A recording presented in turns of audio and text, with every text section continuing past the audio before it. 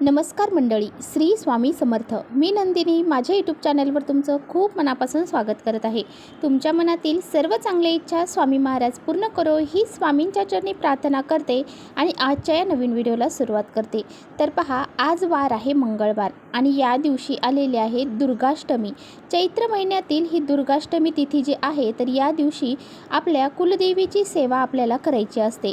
तर पहा, प्रत्येक महिन्यामध्ये दुर्गाष्टमी ही येत असते, परंतु चैत्र नवरात्रामध्ये येणारी जी दुर्गाष्टमी आहे, तसेच शारदीय नवरात्रामध्ये येणारी दुर्गाष्टमी या तिथींना विशेष असं महत्त्व दिलं जातं.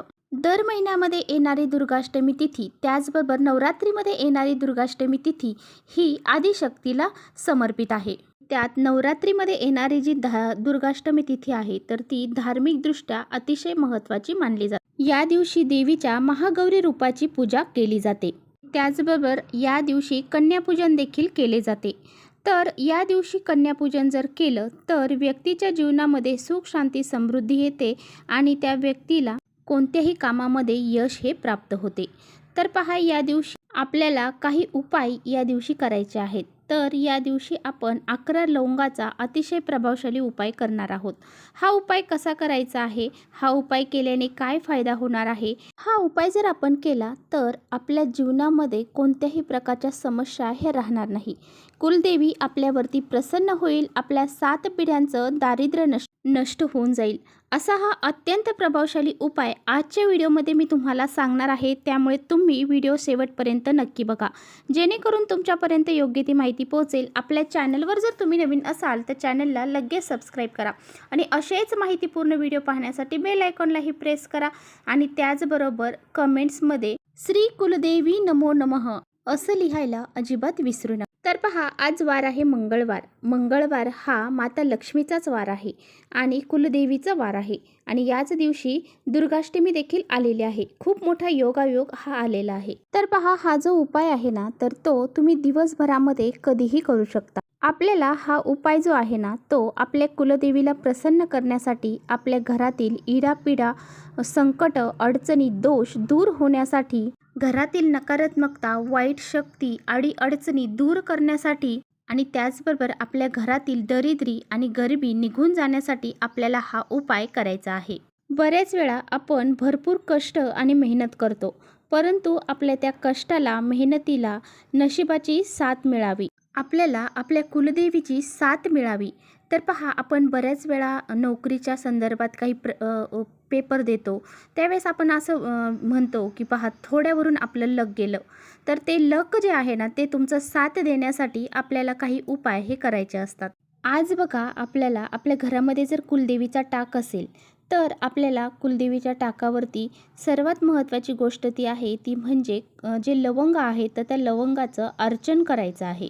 तर पहा, म्हणजे तुम्हाला काय करायचं आहे की त्या कुलदेवीच्या चरणाशी आपल्याला त्या लवंगा ज्या आहेत तर त्या डोक्यापासून तर खाली पायापर्यंत अर्पण करायच्या आहेत. आणि पहा, हे लवंगाचं अर्चन केल्यानंतर त्या लवंगाचं काय करायचं, तर बऱ्याच जणांना प्रश्न पडतो की ह्या लवंगाचं आता काय करायचं. तुम्ही तुमच्या खाण्याच्या पदार्थांमध्ये सुद्धा ह्या लवंगा टाकू शकता किंवा मग रोज तुम्ही एक एक लवंग जरी खाल्ली तरी सुद्धा चालेल. आणि अशा पद्धतीने तुम्हाला कुलदेवीच्या टाकावरती लवंगाचं अर्चन करायचं आहे. एक एक लवंग आपल्याला कुलदेवीच्या चरणाशी अर्पण करायचे आहे. त्याचबरोबर आपल्याला कुलदेवीची ओटी देखील भरायची आहे. तर कुलदेवीचा आपल्यावरती सदैव आशीर्वाद राहावा, तिची कृपा आपल्यावरती राहावी, यासाठी चैत्र नवरात्रामध्ये पहा, कुलदेवीची अष्टमीला ओटी भरली जाते, कुणी नवमीला भरतं. आता बघा, बऱ्याच जणांना कुलदेवीच्या मूळ स्थानी जाणं शक्य होत नाही, तिथे जाऊन ओटी भरणं शक्य होत नाही. तर मग अशा वेळेस आपल्या देवघरामध्ये आपण आपली जी कुलदेवीचा टाक असेल किंवा फोटो असेल त्याच्यासमोर तुम्ही अशा प्रकारे ओटी जी आहे ना, तर ती देवीची भरू शकता. त्याचबरोबर आजच्या दिवशी ज्यांना कन्यापूजन करणं शक्य होईल त्यांनी कन्यापूजन हे करायचं आहे. कन्यापूजन जर आपण केलं तर आपल्या जीवनामध्ये सुख, शांती, समृद्धी ही मिळत असते. तर पहा, शारदीय नवरात्र असो किंवा मग चैत्र नवरात्र असो, तर आपल्याला या अष्टमीच्या दिवशी कन्यापूजन हे करायचं असतं. तर पहा, हा जो उपाय आहे तर तो आपल्याला कशा पद्धतीने करायचा आहे, तर शुद्ध गाईच्या तुपाचा दिवा आपल्याला आपल्या देवघरामध्ये लावून घ्यायचा आहे. धूप, दीप, अगरबत्ती आपल्याला लावून घ्यायची आहे. त्याचबरोबर आजच्या दिवशी कुलदेवीला तुम्हाला जर कमळाचं फूल अर्पण करता आलं तर नक्की अर्पण करा. त्याचबरोबर बघा, आपल्याला आपल्या देवघरामध्ये जे श्रीयंत्र आहे, तर त्या श्रीयंत्रावरती कुंकुमार्जन जर तुम्हाला या दिवशी करणं शक्य झालं, तर नक्की तुम्ही तुमच्या घरामध्ये श्रीयंत्र असेल तर त्यावरती कुंकुमार्जन हे करायचं आहे. आणि यानंतर आपल्याला हा जो उपाय आहे तर तो करायचा आहे. हा उपाय करण्यासाठी आपल्याला 11 लवंग घ्यायच्या आहेत. ह्या लवंग घेताना कुठे तुटल्या फुटलेल्या घ्यायच्या नाही. अखंड लवंग घ्यायच्या आहेत आणि त्यांना पुढे फूल असणाऱ्या अशा लवंग आपल्याला घ्यायच्या आहेत. तर पहा, एक आसन घ्यायचं आहे, आसनावरती बसायचं आहे आणि त्यानंतर एका वाटीत ह्या लवंगा घ्यायच्या आहेत. आता बघा, ही जी लवंग आहे तर त्यातली एक लवंग जी आहे तर ती उजव्या हातामध्ये घ्यायची आहे. उजव्या हातामध्ये घेतल्यानंतर आपल्याला एक वेळा महालक्ष्मी अष्टकमचं पठण करायचं आहे. आणि यानंतर तुमची जी कुलदेवी आहे तिचा जो मंत्र आहे तर तो मंत्र तुम्हाला म्हणायचा आहे. तर बघा, तुमची देवी जर रेणुका माता असेल तर तुम्हाला ओम श्रीम रेणुका देवी नमो नमः असं म्हणायचं आहे. लवंग तुम्हाला तुमच्या कुलदेवीच्या फोटोसमोर किंवा टाकासमोर अर्पण करायचे आहे. आता बघा, दुसरी लवंग उजव्या हातामध्ये घ्यायची आणि परत तुम्हाला महालक्ष्मी अष्टकमचं एक वेळा पठण करायचं.